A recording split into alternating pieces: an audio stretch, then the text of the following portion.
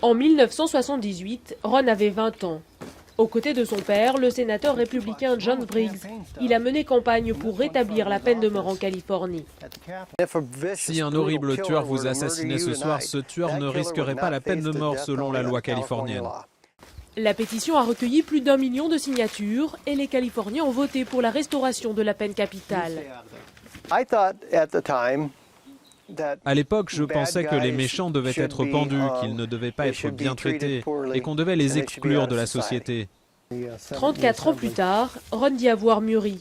Mais surtout, il a rencontré des victimes qui doivent affronter l'assassin de leurs proches des dizaines d'années plus tard lors de procès en appel. Alors depuis sa propriété du Gold County, Ron repart en campagne, cette fois-ci pour abolir la peine capitale. Si la peine de mort était aussi efficace qu'on l'espérait en 1978, je ne serais pas là aujourd'hui.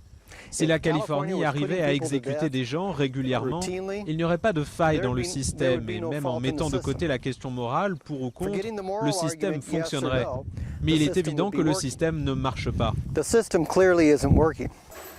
13 exécutions, 720 condamnés qui attendent dans les couloirs de la mort et 4 milliards de dollars dépensés depuis 30 ans. Ce bilan financier, Don Heller le connaît bien lui aussi. Il a rédigé la proposition de loi Briggs en 1978. Dans 99% des cas, l'État paye les frais d'avocat. Chaque prévenu encourant la peine de mort a droit à 2 avocats commis d'office. L'État paye pour tous les experts, il paye pour l'enquête, il paye aussi pour tout le processus des appels qui prend beaucoup de temps car la vie d'un homme est en jeu.